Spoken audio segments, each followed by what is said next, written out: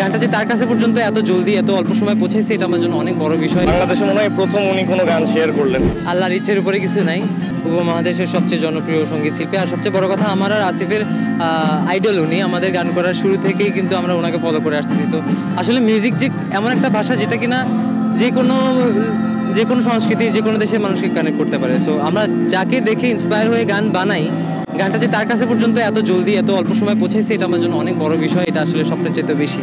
এটা তো আসলে অনেক বড় একটা পাওয়া, কারণ আমি মনে হয় না অরিজিৎ সিংকে আর দেখেছি এরকম কোনো কিছু করতে। বাংলাদেশে মনে হয় প্রথম উনি কোনো গান শেয়ার করলেন, তো এটা আমাদের জন্য অনেক বড় পাওয়া। কারণ হচ্ছে এই গানটা মানে অরিজিৎ সিং থেকেও ইনফ্লুয়েন্সড আমরা যদি বলতে পারি। আমরা মিউজিকের শুরু থেকে ওনাকে ফলো করি, তো যাকে ফলো করি সেই মানুষটাই আমাদেরকে নিয়ে প্রশংসা করছে, সেটা তো অবশ্যই আমাদের কাছে অনেক কিছু। অ্যান্ড সে এটা দিয়ে আরেকটা জিনিস বুঝালো যে সে অনেক রকম সবার গান সে শুনে। অ্যান্ড এটা দিয়ে সে আরও যারা এখন উঠতি বয়সী যারা মিউজিক করছে তাদের সবাইকে ইন্সপায়ার করলো যে দেখো তোমরা ভালো মিউজিক করলে তোমাদের গানও মানে সবার কাছে পৌঁছাবে। অ্যান্ড সেও এটা শেয়ার করবে, বাকি সবাই মানে এটা থেকে উৎসাহ ফিল করবে সবাই একটু। আসলে আমরা এখনো যতটুকু আসছি এটা তো আমাদের প্ল্যান না, নেচারের একটা ব্যাপার আছে। নেচারের প্ল্যানের উপরে কিছু নাই, আল্লাহর ইচ্ছের উপরে কিছু নাই। আমরা যতটুকু পাচ্ছি মানুষের ভালোবাসা, সেটা এপার হোক ওপার হোক, মানুষের ভালোবাসা আর কি। 7 মিলিয়ন মানুষ পৃথিবীতে বসবাস করে, আমরা সবাই মানুষই তো আলটিমেটলি।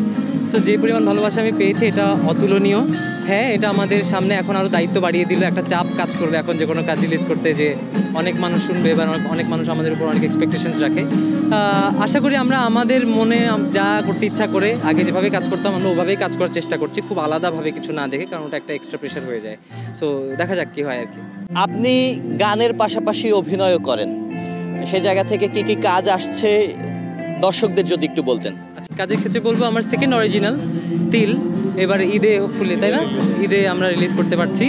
আর 5টা নাটকের গান আসতেছে, আর আগামী 2 মাসের মধ্যে আশা করি অ্যালবামটা রিলিজ দিয়ে দিব 7টা গানের।